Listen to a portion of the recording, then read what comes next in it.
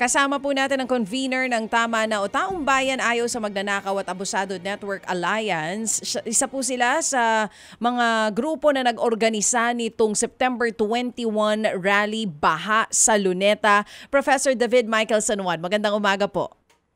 Gandang umaga po, DJ Chacha at Manong Ted at sa ating mga tagapakinig at tagapanood.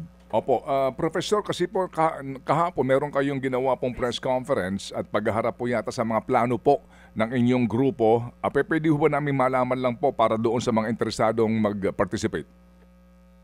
Kaya ang nangyari po kahapon ay press conference ng Kilusang Bayan kontra Kurakot o KBKK at bahagi nito ang Taong Bayan Ayaw sa Magnanakaw at Abusado Network Alliance o Tama na. Iba't ibang grupo rin ang kasama natin kahapon at iba't ibang sektor at mayroon ring galing sa mga karatig lugar at probinsya sa Metro Manila. Ang panawagan natin kahapon syempre ay bibitbitin natin hanggang November 30 sa protestang bayan kontra Kurakot. Ang panawagan natin ay lahat ng sangkot dapat managot. Tapos po bago yung November 30, maraming mga aktibidad ang mangyayari at pwedeng salihan, lahukan na ating mga mamamayan. Siyempre yung mga usual na walkouts at protesta ng mga estudyante, magpapatuloy pa rin yun. Maaari kong isa-isahin yung ilan. October 31, bukas may Ghostbuster protest sa Menjola Bridge. Magmamarcha from Moraita. Fina-finalize pa yung oras pero maaring ito ay umaga o hapon. November 7 ay yung October 21 na Ghostbuster protest at Menjola Bridge, ang tema niya nga ay Ghostbuster, so yung related sa mga ghost projects, ghost flood control, ghost health centers, ghost farm to market roads, para ipanawagan din natin na sama-samang kumilos ang mamamayan, hindi lang ngayong panahon ng Undas at Halloween kundi hanggang sa November 30 sa protestang bayan. Siyempre siguro mahalaga ring bigyan diin bakit tayo nagsasagawa ng tuloy-tuloy na kilos protesta at pangangalampag. Kahit na kahapon ay inanunsyo ng ICI na mayroon silang kakasuhan o pinapakasuhan sa ombudsman na 2 senador, 2 kongresista, tapos 1 opisyal ng DPWH. Positibong hakbang ito, at least may makakasuhan na. Pero hindi tayo satisfied, hindi tayo kontento na iilan lamang yung makakasuhan at sa tingin natin marami pang pwedeng sabihin yung mga resource persons tungkol sa isyong ito. At sabi nga natin, lahat ng sangkot dapat managot. Klarong-klaro naman na ang mga matataas na opisyal ng gobyerno kasama na ang presidente at vice-presidente ay maaaring may pananagutan din sa mga bagay na ito. Una-una ang presidente sa kanya dumadaan ng national budget, ang unprogrammed funds na ginagamit para sa flood control projects, ang authorizing diyan, ang nag-authorize diyan ay ang presidente. So ibig sabihin, hindi makapaglalabas ng pera para sa flood control projects nang hindi alam ng presidente, kagaya ng ano pa mang item sa national budget, hindi ba? At alam naman natin na may mga resource persons na indirectly ay nagbabanggit ng tungkol sa palasyo dahil halimbawa si Yusek Bernardo, ang sabi niya si Maynard Ngu ay bagman ni Senator Escudero. Sino ba si Maynard Ngu? Na-appoint siya as special envoy ng kasalukuyang administrasyon at nag-fundraise sa kanyang bar for a time yung Team Marcos noong 2022. So may mga 1 + 1 = 2 tayo na pwedeng i-connect the dots. At sa tingin natin, dapat investigahan yan at the very least ng ICI at ng Ombudsman din. Siyempre, si Vice Presidente Duterte tumanggap din ng campaign funds from contractors ayon mismo sa isang report ng Philippine Center for Investigative Journalism.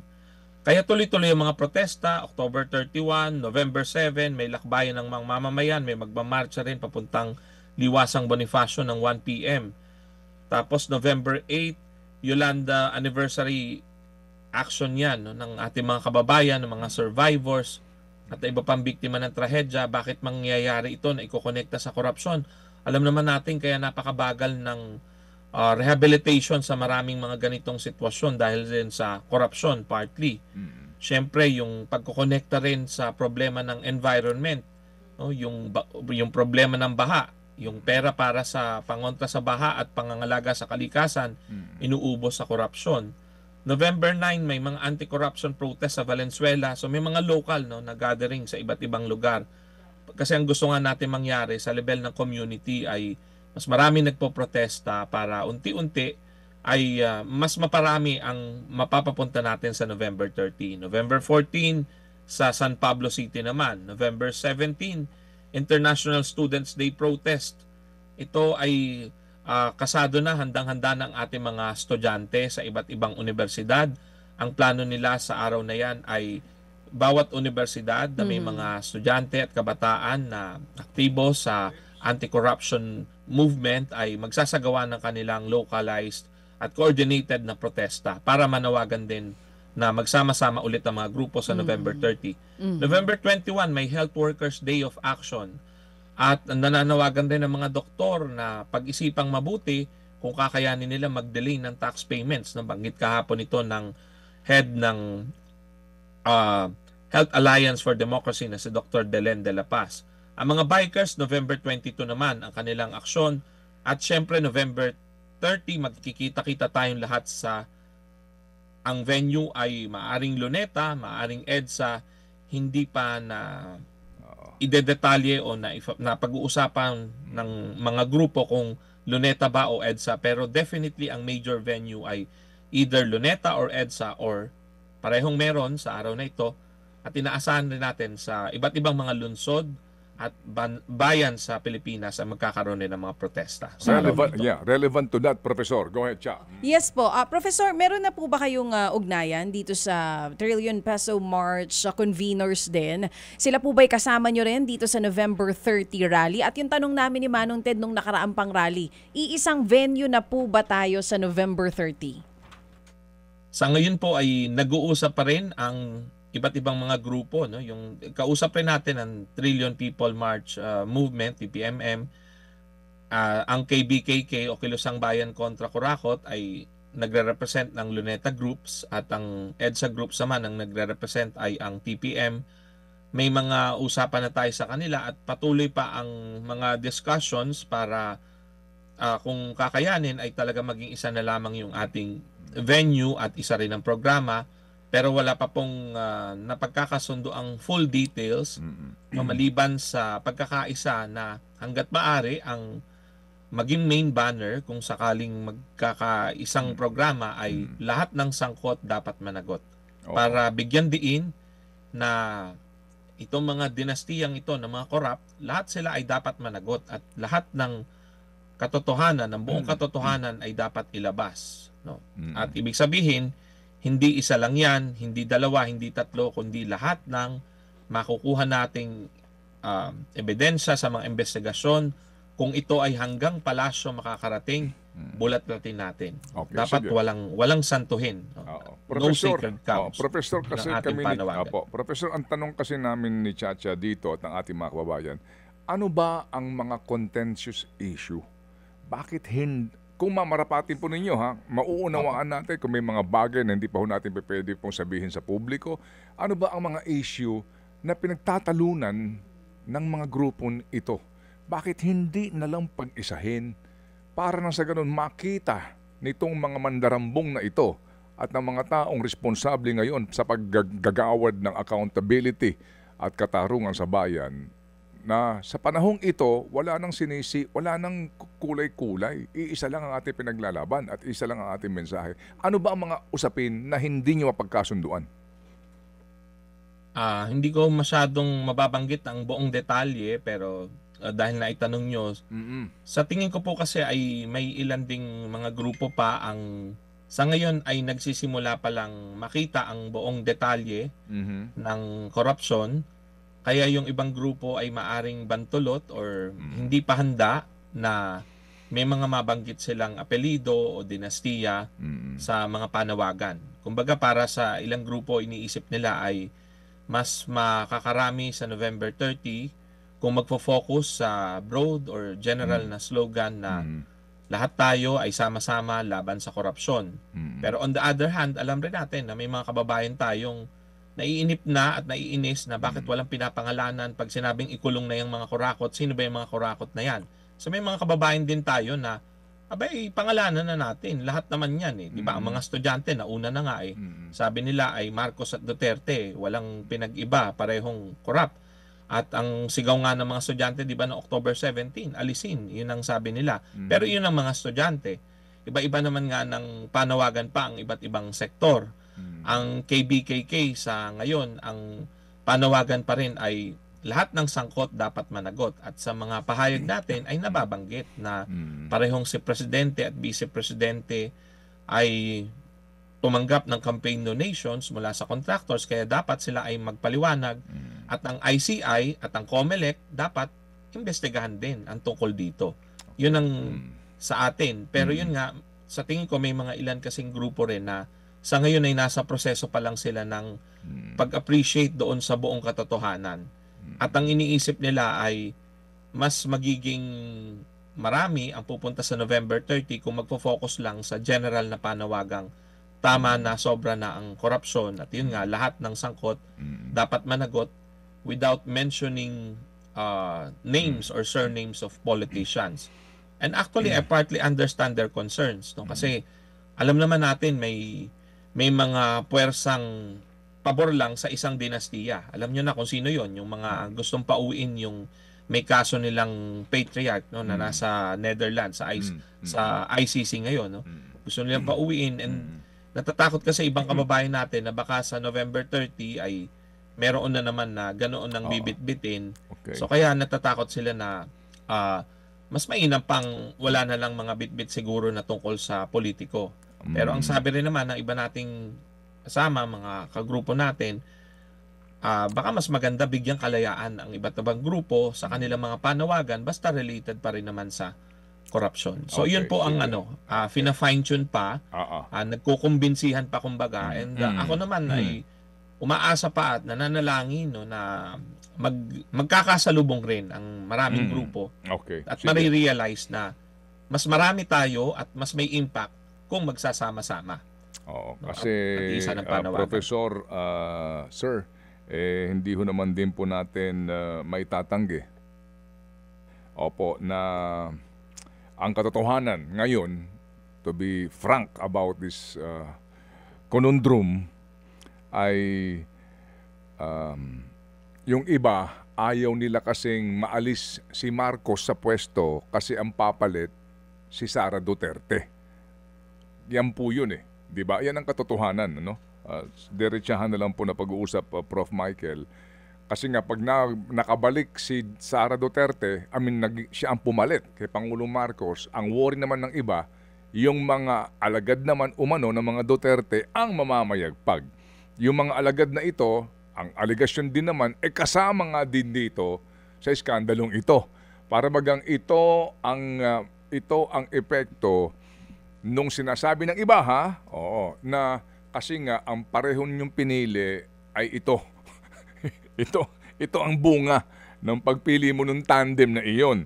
Parang ganun po. I mean, di ba, diretso na po natin, Professor. Kaya hindi nagkakaisa. Kasi yung isang grupo, ayaw nilang pababain si Marcos. Sabihin na resign Marcos kasi papalit itong si VP Sara. Yung isa namang grupo, gusto na hindi, kayong dalawa managot pareho. Hindi ba? Sinong papalit? Kung sakasakali po, hindi naman pwede din kasi na magkaroon po tayo ng, ng paglabag sa provision ng saligang batas sa succession na sa pamamagitan po ng people power, di ba? Extra constitutional means, hindi po dapat ginagawa yun, hindi po dapat mangyari yun. Di ba? Hindi po pwedeng magkaroon ng military junta. Definitely, tayo pong lahat mapapahamak dyan. Ano po kung sakasakaling mangyayari yan. Pero yun ang realidad. Di ba, Professor? Tama po. Lahat naman tayo ay ayaw sa military junta at sa anumang mga related dyan. No? Kasi nasubukan na yan noong 1970s at alam natin kung saan papunta yan. Lalo lang hindi uunlad ang Pilipinas, lalo lang lalala ang kawalan natin ng demokrasya, no? At hindi mapapakinggan ang boses ng taong bayan.